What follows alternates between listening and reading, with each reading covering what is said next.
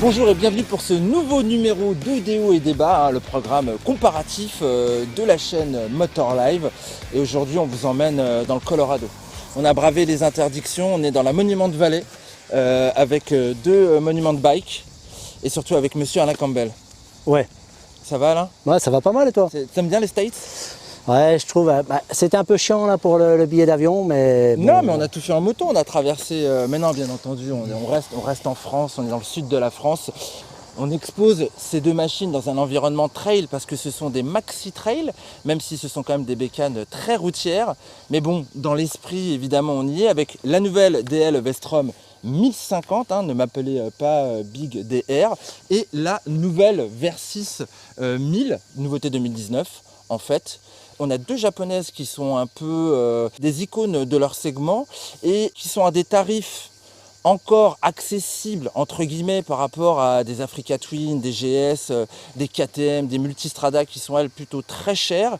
Et on a eu pas mal d'évolutions. Déjà évolution au niveau du style. Toi t'en penses quoi, cher ami qui aime tout ce qui va dans la terre? Comme tu viens de le dire, moi j'aime bien la Suzuki. Ça me rappelle un petit peu la Big DR qui était le plus gros mono qui existait. Et il y a forcément une petite connotation Dakar avec le bec de canard. Donc qui était bien caractéristique. Le fameux bec. Ouais, tout à fait. Et je trouve cette moto très jolie, elle est fine, c'est super. Ils ont fait fort sur les coloris, ils ont fait fort sur l'esthétique, bien qu'en fait, tu sais, il n'y a pas énormément de changements, moteur, tout ça. Il y a déjà un gros travail sur l'esthétique, il y a un gros travail sur l'électronique, on y reviendra plus tard. Chez Kawa aussi, ils ont renouvelé leur Versys, leur Maxi Trail 4 cylindres. Esthétiquement, alors, bon, voilà, là, ça va être subjectif, évidemment. Pour moi, on est plus sur un profil routier que sur la Suzuki. Donc voilà, moi je suis moins fan, mais bon, après il faut voir. Cette face avant, elle fait débat. Tu sais, bon, ce qui est bien, c'est qu'ils ont amené des LED sur leur nouveau Maxi Trail, mais elle fait énormément débat parce que c'est quand même un style assez sportif, quoi. Moi, je retrouve presque les hyper sportifs de la marque, là. Il y a la marque Kawasaki. Et là, on a la marque Suzuki Mythic. Après, moi, ce que je voulais te parler, c'est l'évolution au niveau des équipements. Maintenant, on a des bulles réglables qui ont été modifiées. Ça se fait par devant sur la Vestrom. Tu as vu avec la grosse... elle est belle quand même, cette petite poignée en or. Ouais, elle est jolie. Mais d'ailleurs, en roulant, c'est pas facile. En roulant, c'est pas facile. Il faut avoir des bras de singe. Mais là, c'est une autre histoire. Mais c'est un peu pareil sur la Kawa, puisque tu as deux petites molettes de part et d'autre qui sont à l'intérieur, certes, mais tu peux pas vraiment faire ça en roulant. Pourquoi tu veux changer la bulle? Oui, c'est vrai que quand tu pars avec la bulle haute et puis voilà. Il y a deux trucs qui sont bien des deux côtés. Maintenant, on a des prises USB qui sont à côté des compteurs. Ça, c'est chouette. Le compteur a été revu, tu vois, un petit peu à l'ancienne. Je sais pas si tu as aimé ce compteur. Ouais, il est sympa. Il est très sympa. J'ai découvert là il y a quelques minutes. S'il avait été en couleur, ça aurait été mieux. Ouais.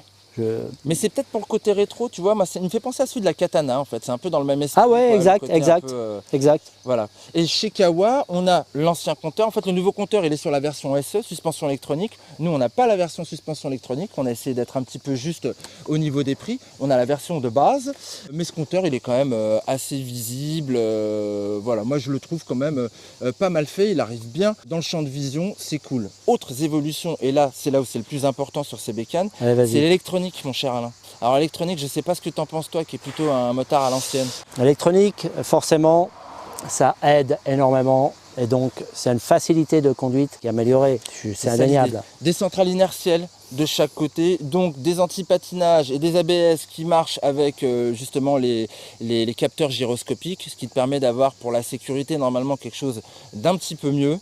On est en train de prendre la moto pour les nuls. Non, c'est pas la moto pour les nuls, c'est la moto l'esprit libre, moi je dirais. D'accord. Voilà, bon par contre ça fait augmenter les prix c'est sûr par rapport aux anciennes versions, ça aussi on en parlera à la fin. Ouais. Et juste te dire que là on a la version XT, tu vois, avec les belles jantes à rayons, sympa, ça. Les protections au niveau du moteur, ouais. Même si je sais que l'enduriste qui dort en toi va me dire que le filtre à huile il est quand même super exposé. On va être objectif, tu fais un chemin. Mais pas plus. On fera un petit peu de chemin quand même, histoire de parler de la polyvalence de ces machines qui aujourd'hui remplacent un petit peu nos GT. T'as une route 19 à l'avant. T'as une route 19 et t'as des jantes à rayons. Ouais. que t'as pas là-bas. Là on Ouais. est vraiment sur du 17 pouces, profil très routier. D'ailleurs, même au niveau des pneus, tu as du A41 là-dessus qui est censé être quand même plus typé Maxi Trail que le T31 qu'on trouve sur le Kawa, qui est lui, Bridgestone. purement Bridgestone, hein, Ouais, Bridgestone les de deux. part et d'autre, quoi.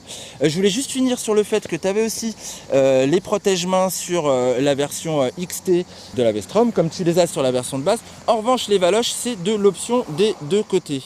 Alors toi, je crois que tu aimes bien déjà ces valoches-là. J'aime bien les valises parce qu'en fait, ça s'harmonise très très bien avec la ligne de la moto. Ouais. C'est pas des grosses valises.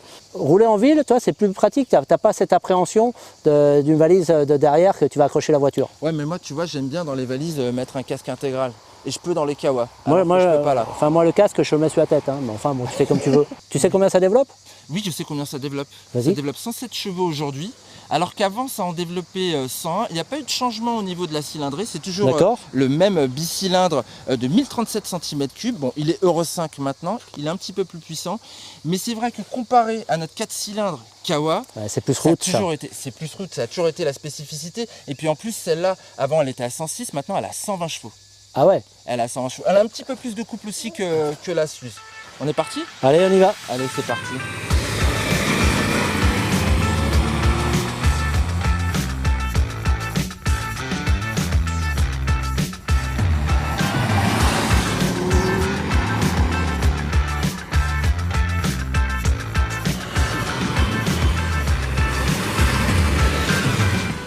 Alain, Ouais. on est parti du Colorado, on s'est fait la vallée de la mort et tout, on finit là au Far West. Ouais. En magnifique, plus, là.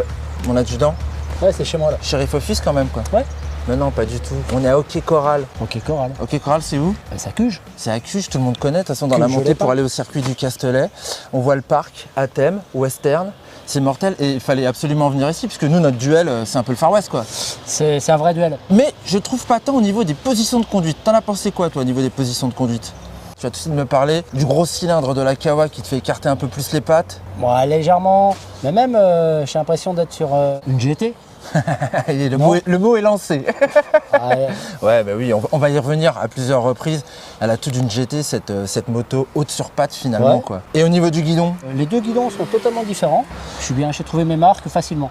Moi aussi, j'ai trouvé mes marques un peu plus, peut-être sur le guidon un peu plus droit, un peu plus large de la Vestrom. Sur la Kawa, moi j'ai l'impression d'avoir les poignets un petit peu ramenés comme ça. Bon, c'est peut-être un petit peu les Komodo, mais bon, je chipote. Et au niveau des jambes, là par contre, RAS, rien à dire des deux côtés. Pour ma part, Ouais, mais je préfère la Suzuki. tu préfères la Suisse? C'est plus fin. Et est-ce que, assis sur cette magnifique selle de la Vestrom, tu as senti quelques crépitements mécaniques? Non, ça t'a pas dérangé? Non. Parce que là, on sent rien du tout. C'est hyper silencieux sur le moteur Kawa. C'est hyper doux, je trouve. 4 cylindres, non. Moi, ce que j'adore sur ce moulin, c'est sa souplesse. Je peux commencer à enrouler des demi-tours minute, pépère. Non, c'est un super moteur. Le moteur, il est juste exceptionnel. Il y a du couple, il y a de la reprise, il y a de la longe. C'est un beau moteur, 120 chevaux. Pourtant, alors on parlera après de nos petites tests de reprise, parce qu'elle, finalement, elle a un autre caractère quand même, la Vestrom, avec son Elle est bicylindre. surprenante, elle est très surprenante, la Vestrom. La Vestrom, bicylindre, ouais, il y a du couple aussi. Ça cogne un petit peu de temps en temps. Elle reprend bien quand même. Hein. Est-ce que tu as envie de dire qu'il a un petit peu plus de caractère ou pas, toi? Ouais, peut-être. Ouais. Ouais. Il y a plus de caractère que sur le 4 cylindres. Mais c'est normal, tu as un 4 cylindres, tu as un bicylindre. Là, on a deux évolutions notables. C'est qu'aujourd'hui, on a des poignées électroniques sur chacune des machines. Du coup, moi, je trouve qu'au niveau de la réaction à la poignée, moi, j'aime beaucoup les réponses instantanées comme ça. Effectivement, la poignée c'est doux, les commandes sont souples, c'est parfait, c'est réglable. En fait, tu as toujours les mêmes performances, c'est juste la réponse à l'accélération qui diffère.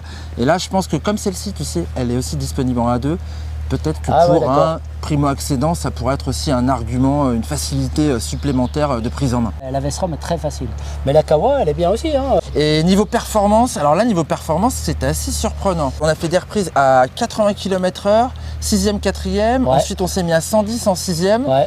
Alors, 80 km/h en 4e, c'est la même chose. Ouais. Elles reprennent pareil finalement quoi. Ouais. Et ben moi je pensais que la Kawa elle allait vraiment lui Mais donner une leçon à la Suisse, mais en fait pas du tout. La Suisse elle se défend totalement à ce niveau-là. Tu penses que la Kawa est plus incisive, mais en fait, les chiffres parlent d'eux-mêmes. Hein. Ouais. Là, Alors, on l'a bien vu. Hein. Par contre après c'est vrai quand on s'est mis en 6e, là la Kawasaki est partie devant. En fait on sent une zone de confort, peut-être un petit peu plus bas dans le contour que sur quoi que j'allais dire un petit peu plus bas dans le contour. Elle est performante partout.